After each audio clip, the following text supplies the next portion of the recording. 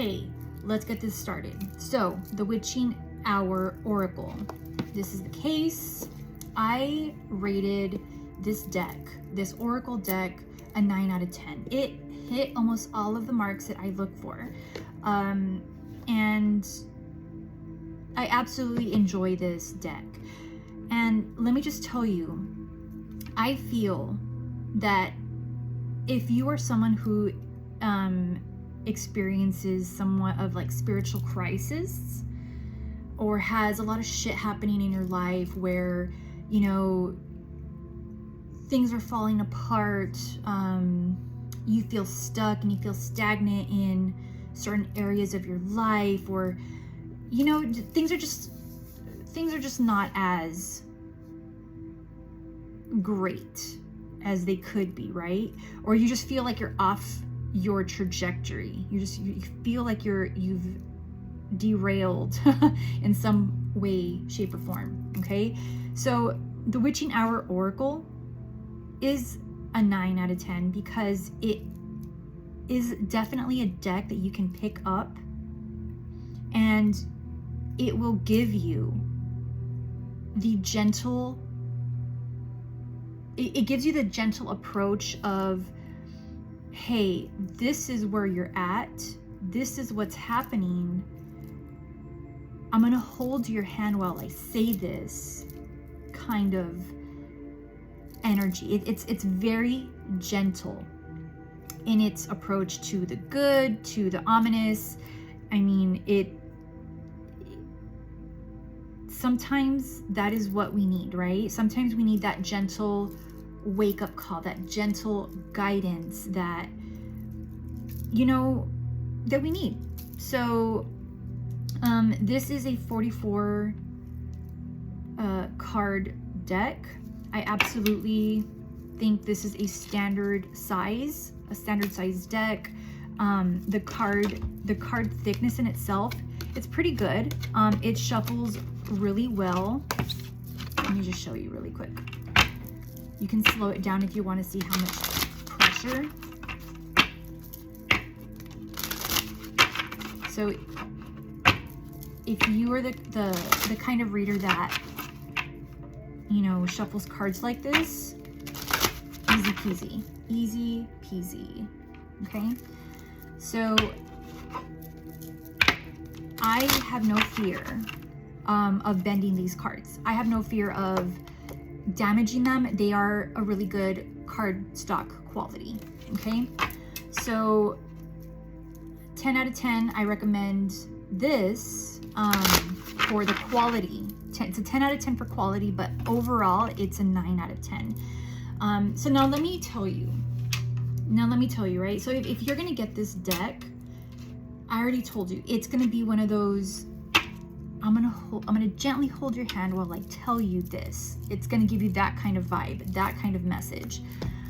So here we go. I pulled all of the ominous cards out, okay? So there's quite a handful here of these darker, ominous cards, and they're not,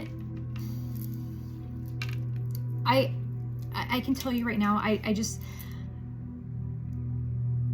on a personal level, I don't agree with this kind of depiction of ominous cards. It's just me. It's a me thing, right? So an example here would be this card. So this is card 29. It's Broken Branch, and it represents heartache. So when I'm looking at it, I'm like, the fuck do you mean this is heartache? Like, okay, yeah, a broken branch on a tree I probably really liked, like, oh, that's really sad, like, but this is indicative of the Three of Swords. Like, we all know what the Three of Swords is, right? And what it typically looks like. In this circumstance, heartache. No, I do not agree with this. I don't agree. Like, if you were gonna give me an ominous message, right? If you're gonna warn me about something, I want to see, I want to feel, and I want to see the card indicate that. And when I see card 29 and it represents heartache, give me the depiction of what heartache looks like. give me that. Show me what that is, so that when I visually see it, the alarms in my brain, the alarms in my psyche will go off and be like, whoa, warning here, some serious shit's about to go down. Let's prepare, let's pay attention to this warning sign here. So that's just my point of view of why it missed the mark for me, right? So that was just one example out of all of these other ones. But I would encourage you that if you are somebody that occasionally feels stagnant, if you feel that you need guidance and you don't want to go off and get a tarot reading, or you just need to solo investigate your trajectory, I feel that this deck, the Witching Hour Oracle, would be fantastic if you are the kind of person that needs that gentle nudge, that gentle guidance, and just you're ready for the truth. This card will do it for you. This deck will do it for you. And yeah, so and if you've also experienced like the waxing and waning of your spiritual practices, this will get you back on board. Okay, so let me demonstrate. So if I were to ask, I need to shuffle a lot. So if I were to ask, this oracle, hey, what can I do today to realign me to my purpose? What can I do today to realign me to my purpose? Ooh. Ascension. Card 9 is Secret Trail. So just by looking at it, if I were to read this for myself, and it's literally like the same card that is on the front. If I were to read this for myself, this is like lone work. Like this is a card of somebody who is in hermit mode, who goes off into the darkness, is facing her darkness, is shedding light into the darkest parts, right?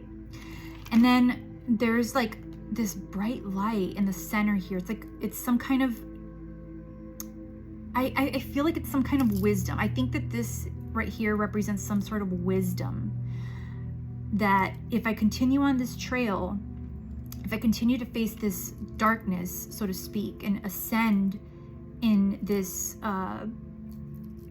trail here, that I'm gonna gain more wisdom. I'm getting in touch with the spirits around me in my environment. I'm paying attention to all of that.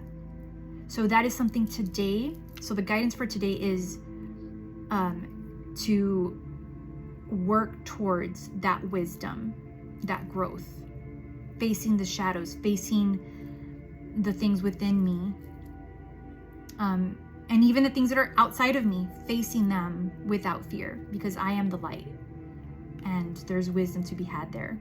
So anyway, there's that. So that's how you can use it. And oh, before I forget, so this book, the book has spreads, right?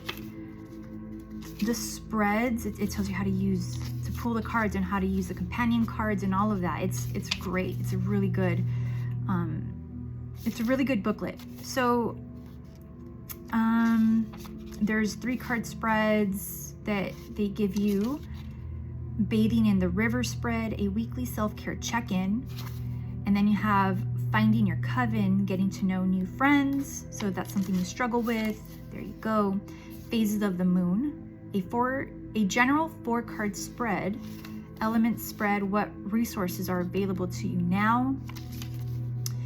The Forest spread, seeing the bigger picture. Book of Spells, a general situation spread. And as above, so below, a spread for manifesting goals. So, like I said, this oracle deck is really one that you want to have in your arsenal, in your toolbox of tarot, of oracle reading in general. It feels good in my hand. The energy feels good. It's, how do I say this? Like, it's colorful. There are the ominous depictions are not raw. They're not raw and as moving as I would like them to be, and that is why I knocked it down a notch. Because when I look at when I pull an ominous card, you know, I want to feel moved. I want to feel like, oh shit, I need to pay attention to that. That's just something, it's a me thing, right? It's nothing against this person, because this is meant to be gentle. It's just a gentle approach to Oracle. Okay. Alrighty guys, so talk to y'all later. Bye.